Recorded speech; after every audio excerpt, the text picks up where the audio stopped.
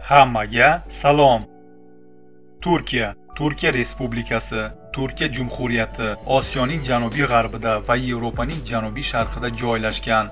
Davlatning 97% Osiyoda va qolgan 3% Yevropada joylashgan. 2015-yilda aholi soni 77.700.000 kishini tashkil etgan. Poytaxti Ankara. Tarixiy yodgorliklar soni bo'yicha Turkiya dunyoda birinchi o'rinni egallaydi.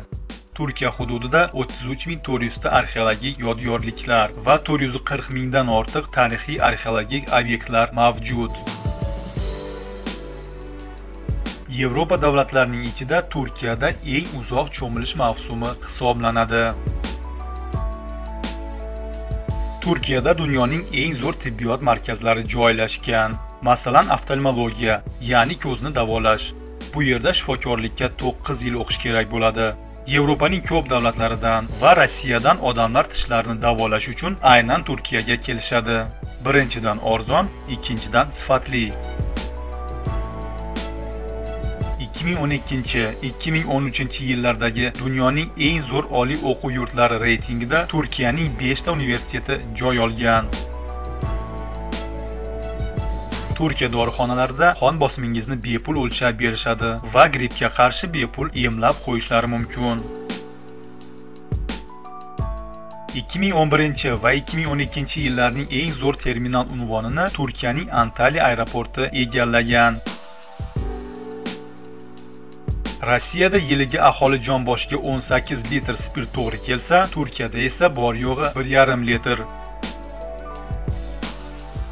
Turkiyada 39 ta sinagog, 321 ta turli xristian jamoalari va 78 mingta masjidlar mavjud. Yevropaning eng katta okeanariumi 2009-yilda Istanbulda ochilgan. Ford, Fiat, Peugeot, Citroen, Toyota kabi avtomobillarni Turkiyada yig'ishadi va bir yilda 2 milliondan ortiq avtomobillarni ishlab chiqarishadi. Otaturk ko'prigi dunyoning eng uzun ko'priklaridan biri hisoblanib, uning uzunligi 1560 metrni tashkil etadi. Van ko'lining atrofidagi mushuklar shu muhitga moslashib olishgan. Ular suvda mayda baliqlarni va mollyuskalarni ovlab kun ko'rishadi va mushuklari hattoki ko'lning sayyoz joylarida uxlashni xush ko'rishadi. Turkiyada turli rangdagi gullar xili 9000 dan ziyod bo'lib, 3 dan 1 qismi yer yuzining boshqa joylarida uchramaydi. Turkiyaning eng baland cho'qqisi Ararat tog'i hisoblanib, uning balandligi 5165 metrni tashkil etadi. Istanbul dunyoning eng qadimiy shaharlaridan biri hisoblanadi va 15 millionga yaqin aholisi mavjud. Bu shahar qadimiy va boy tarixga ega bo'lib, qadimda Vizantiya, Yangi Rim, Konstantinopol nomlari bilan mashhur bo'lgan. Turkiyada har bir erkak kishi harbiy xizmatdan o'tishi kerak bo'ladi. Ma'lumotga qarab, xizmat muddati 3 haftadan 15 oygacha bo'lishi mumkin. Hozirgi kunda 3,5 milliondan ortiq turklar Germaniyada doimiy tarzda yashab kelishmoqda. Qadimiy dunyo mo'jizalaridan ikkitasi Turkiya hududida joylashgan. 1500-yillarda Turkiyadan Yevropaga lolalar olib chiqilgan va hozirgi kunda Yevropaning eng mashhur gullari lola hisoblanadi.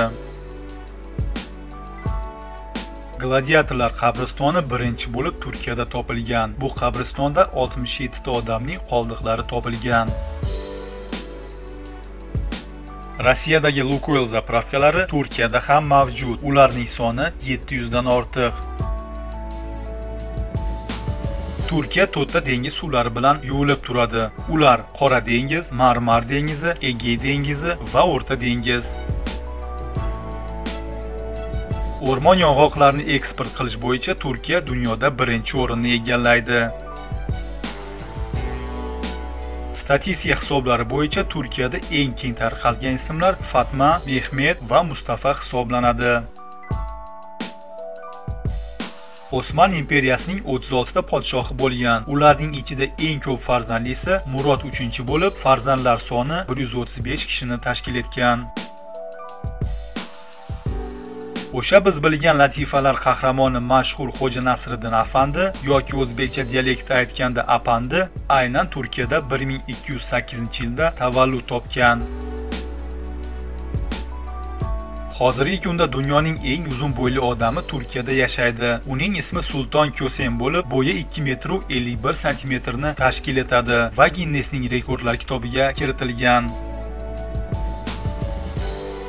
Bugungi kunda Turkiyaning ayrim shaharlarida o'rtacha hisobda 5-7 dollarga kafeda ovqatlanib olishingiz mumkin. Non 35 sent, 1 kilo shakar 1 dollar, eng mazali baliq 5-6 dollar, tuxum 1,5 dollar, mol go'shti 11-14 dollar, benzin esa 1,5 dollarni tashkil etadi. Barcha ma'lumotlar ochiq internet tarmoqlaridan olingan. Sizga yoqqan ma'lumotni kommentariyada yozib qoldiring. Yangi va qiziqarli videoroliklarni o'tkazib yubormay desangiz kanalga obuna bo'ling. Agarda videorolik yoqqan bo'lsa, like ni bosing va keyingi videoroliklarni tomosha qiling. Omon bo'ling do'stim.